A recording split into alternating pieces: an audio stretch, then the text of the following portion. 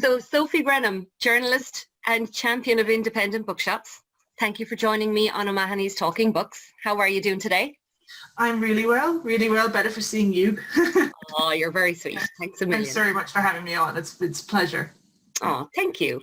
What was a regular day in the life for Sophie Grenham before lockdown? Well, I work freelance mainly for the Gloss magazine, and I do bits and pieces for others like the Irish Times, and just contributed to Image recently.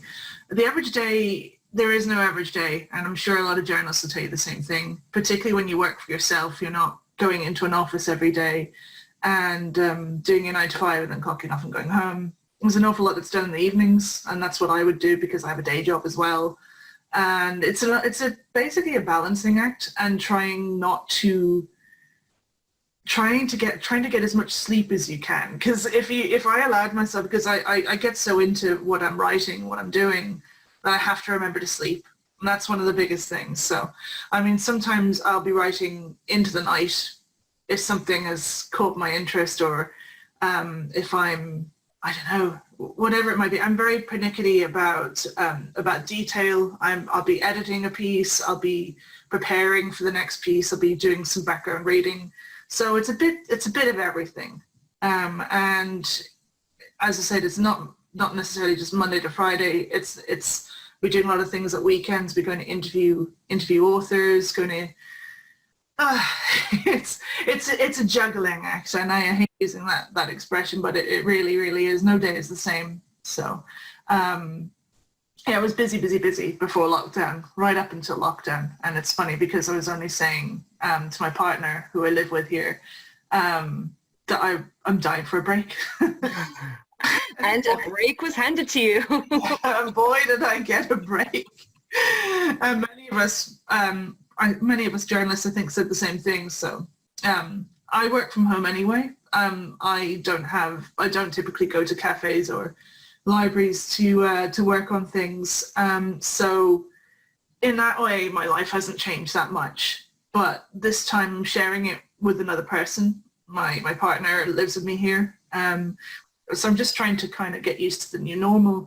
Normally I would be going outside at some point. I'd be going to the day job and then coming home and then writing, or vice versa. You know, it's just trying to get used to being here all the time. At least some of my day is broken up by going somewhere else, or going to meet someone, or just simply doing something else outside the apartment. So it's getting used to the longer days being indoors. That's been the adjustment. Yeah, but your work didn't change, as in the writing and that didn't change that much, or did you have more time to do it then? Well, what's happened is I have my column with the Gloss magazine's online edition. That's been put on hiatus, and my work has been put on hiatus, a lot of the journalistic work. So I've been doing this and that. I've done the odd piece here and there. Like I just did an interview with Owen Colfer about the Artemis Fowl movie, which was great. That's just out now, streaming on Disney+. So I've been doing that. I've been doing little bits here and there, but my days are a lot longer, and it's allowed me to work on things I've wanted to do for some time, which is my own fiction. Oh, cool. Yeah, I've been writing some short stories, and there's that novel that I've wanted to write for years and years. So yeah, I've been it's bizarre having all this time. Yeah. But you'd be amazed at how quickly the days fly, oddly enough, at the same time. I don't know, it's been a hard one to get used to, but thankfully I think I'm in a rhythm now. And are you reading more also, do you find? I'll tell you what, for the first week since I was furloughed from the day job and things started to quieten down with the journalistic work, I found that for the first week I couldn't read. I couldn't do anything. I could barely, I think because the panic and fear over the uncertainty of what was going on, I just found that my concentration levels were really bad. And I thought, oh, what's wrong with me? I've been handed a gift. I finally have the chance to work on my own projects, and just sitting there staring at the wall. Very common. Like so many people said the same to me, you know, regardless of what kind of work they did. Yeah, no, that's you're definitely not alone there. Yeah, so I found that difficult. So I took the pressure off. That's what I did. And I just said, okay, well, what do you want to do? And I said, okay, I'll watch Netflix. I mean, there's loads of stuff. That's what everyone's going on about. So I just started to watch things, and then I got a bit more inventive, started to go outside. I degrouted my bathroom. Oh, wow, fair play to you. Yes, thankfully my reading recovered after a little while, and I started to pick through, because I get sent a lot of books by publishers. A lot of it feels like English paper too. Busied myself with the books that I've wanted to get to for a long time that weren't the prescribed reading. To my absolute shame, I hadn't read this Still Simmer Falter Wither by Sara Baume. I was absolutely blown away by this book, because she actually writes like nobody I've ever read. And it's hard to put it down to any one thing. I think it's the way she describes nature, the way she seems to know the name of every plant, the name of every bird and their habits. And it's basically about loneliness.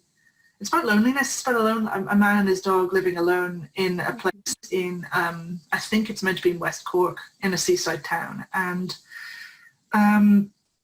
this man is on his own, and he adopts a one-eyed dog. And he charmingly calls the dog One Eye. Like an African prince, I think.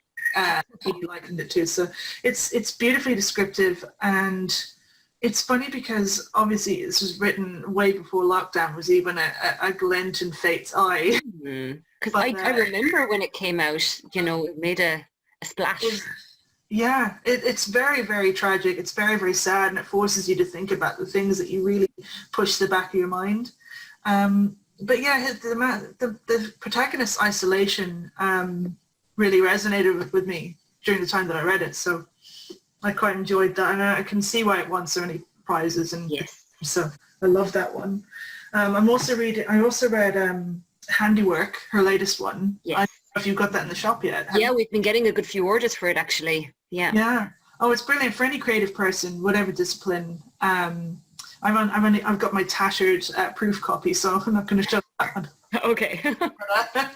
Yeah, it's. I mean, so much of that really, really resonated with me, because I'm trying to make things. I'm trying to get some order in my day and have some kind of routine. And it's about creative doubt. It's about the things, the tough time that we give ourselves, the time that we spend not creating, the time just doing things like going to meet a friend for a pint or something. You know, it's taking you away from the creating. So it's about the art of making, and you know, the artists every day. And Sara Baume gives us an insight into her family history as well, and her history of makers, because there are other makers in her family. So I think it's a beautiful book. I mean, whether you're artistic or not, she just writes beautifully, and I think it's a great gift for anyone, or a present for yourself. And it's beautiful. It's beautifully presented. I know, the little birds. I love them. I would have loved to have seen the edition that she did. So more books. I'm a little bit, but I just finished it 2 days ago. Isn't it fantastic? Loved it. Alan McMonagle's humour in Laura Cassidy's Walk of Fame and his previous book Ithaca, I just find infectious. I just think he's so funny. There is a real sense of theatre about the way he writes, and you can just hear the tones. I don't know if you've heard Alan read. No. You probably read. Oh, you must at some stage. I mean, you must have him in the shop at some point. I'm sure he should work on that. Yeah. No, but it's the way. I don't want to give away the plot lines for anybody, but I just think that it's a great character study of someone with that, you know, this blind ambition. And a bit of sociopathy. A little bit, but she's an amazing turn of phrase. That's what really jumped out to me. The you know, what she'd come out with. I know, it's the rhythm, it's everything, and you can even see it's very, very visual, and that's reasons why I loved it so much. But I'm not going to ruin it for everyone. No. Go and buy it. Just go and buy the book. Go buy Laura Cassidy's Walk of Fame. As I said to you, I have been catching up on a lot of things that are not on the list. And one of my favorite things is autobiographies and memoir and diaries. And as a journalist, this lady's trajectory would be a particular interest to me. But it's the Vanity Fair Diaries by Tina Brown. It's a big fat book, and it's of course, you know, got the monogram cover and everything. It's beautiful.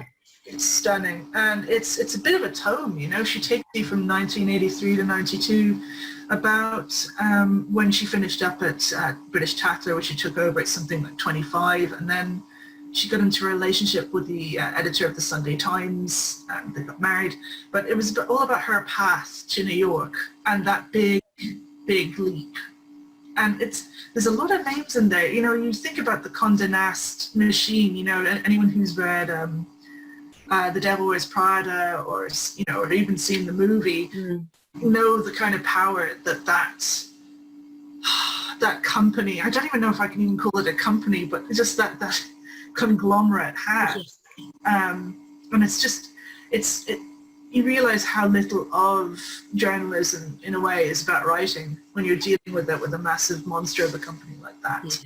Yeah. So it's just showing Tina Brown's, again, this is another story of ambition, but a different kind. And yeah, it's, as I say, you could even just flick through it. You could actually just run your finger through it and land on a random page, and she'll tell you what she was up to that day. I mean, she achieved so much by the age of 30.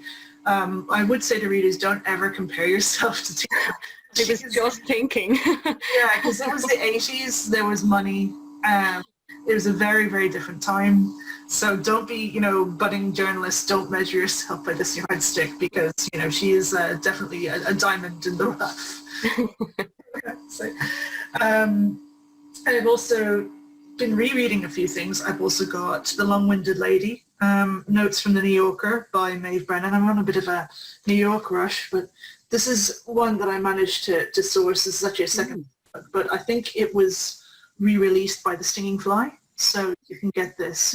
Yeah, it's Maeve Brennan. I mean, until recent years was a much forgotten writer, and I just love her powers of observation, the little details of everyday life in New York and the things that she notices. And I'm very nosy. I'll be sitting in cafes watching people, and maybe they notice I'm watching them, maybe they don't, but I've often caught little moments between people they might not realize that I've caught. I lodge it into my brain, you know, take notes or whatever. But it's amazing how much that I can't unsee in life. And I think Maeve had that great ability to take it all down, whether she's got it in a notebook or put into her mind bank, and put all the words in the right order. The way that she managed to do it was such finesse. Yeah, she's definitely one of my role models, and she writes short stories, and yeah, she's definitely a benchmark for me. Cool. So I've also got one of my heroes, Carrie Fisher, Postcards from the Edge. I also bought the movie, and this is not so loosely based on her time as a young actress in rehab, and the characters that she meets there, and she's got a domineering mother. I can only guess who that is. So yeah, that's just another one in a long line of books. I've also I got A Life in Parts by Bryan Cranston. Okay. Yeah, so it's all broken up into little sections. Some of his famous roles as Walter White in Breaking Bad, and then there was the character of the dad in Malcolm in the Middle. That's how I knew him, and also in Seinfeld. So all the parts that he would have been famous for, but also there was a long time when he was an out-of-work actor, when he was struggling. I think he had described all those odd jobs that he had before his father. So it's very charmingly broken up into little bits. And I also have the audio version of it, so I get to hear his lovely rich voice. So he's reading it himself. Yeah. So I'm looking forward to that. No, he's somebody that I really admire. I admire that he came to prominence later in life, and he seems to genuinely appreciate everything that he has. So no, he's a great one. The other one is Watch Me by Angelica Houston. Oh wow. Yeah, she did. I know she did a memoir, Story Lately Told, a few years ago about her childhood. I think she lived in Galway, I think, on the estate. Yeah, I haven't read that one, but I was more interested in this one from when she rose to fame for dating Jack Nicholson in the early, I think it's the early 70s, and that crazy life that they had together. I mean, such opulence. She was surrounded by, let's just say it was a very different time. All the glamorous people that she was surrounded with and the life they had together, and they were really fiery. I always was led to believe that Jack Nicholson was a cad, was a love rat, but I think she gave as good as she got, in a lot of ways. There was a lot of push and pull. In a way, there was a pair of them in it. So I really enjoyed that. She writes very, very colourfully, and any fans of old Hollywood and that particularly vibrant disco era. She doesn't describe disco that much, but just a time forgotten. Yeah. Great read, yeah. I'm noticing a pattern of some very strong women there, plus Bryan Cranston. Yeah, and Bryan Cranston. Exactly. So that's what I've been at. I've just been kind of picking up whatever tickles my fancy, whatever I'd like, because I know that this time is not going to be forever. So how do you fancy doing our quick fire round? What are you currently reading? A Life in Parts by Bryan Cranston. Okay, and what do you plan to read next? What do I plan to read next? Oh God, Love in a Fallen City by Eileen Chang. Who is your favourite fictional character all time? Is it gonna sound really bad if I say Bridget Jones? Not at all. I love her. Who is your least favourite? Who do you love to hate? Fictional character, obviously, not real life. Oh God, probably Mr. and Mrs. Wormwood. Is it Wormwood? Is it Matilda? Do you remember Matilda? Yes. Matilda. Yeah. They're probably. Was it Wormwood? I can't remember. But the baddies from Matilda anyway. Yes, the baddies from Matilda. Excellent. Yes. Which author makes you want to drop everything the minute they release something? Probably Sebastian Barry. Or Alan McMonagle. Fab. Good choice. I know he's had two novels and two collections of short stories, but there we are. So what? If you could meet two authors for dinner, who would they be? Caitlin Moran, probably, and maybe it could just be you and her, one-on-one. It could be just me and her. Yeah. Why not? And some good booze, Sounds good to me. Yeah, I'd say. What book this year that you read surprised you the most? 6 Wicked Reasons by Joe Spain. Which disappointed you the most? I know what mine is, because I put it aside. Which disappointed me the most? Oh, I'm not gonna. Oh. You can pass if you really want to pass. Yeah, pass. Yeah. Okay. What's your desert island book? My desert island book. I don't know if I can answer this. Yeah. Again, probably Bridget Jones's Diary. Again, very valid choice. Tell me a book you've given up on. Truth be told, I can't really think of one at the top of my head. All right. Generally, we'll push. You're not a quitter. Yeah, I'm very, very, very stubborn, unfortunately. Fair enough. So then this will probably be easier. Tell me a book you've reread many times. Do I know the answer already? You probably know the answer already. I don't generally, apart from that book though, I haven't reread a lot of them. Mainly, I think, children's books. Anything by Roald Dahl, I've generally reread. I can't really think of any others. I usually just read them the once. Okay, fair enough. And lastly, tell me what book are you desperate to read but that's not out yet? What actually, let's think about this one. I think the new one by Helen Cullen. That was grand. I know we went over a minute, but so what?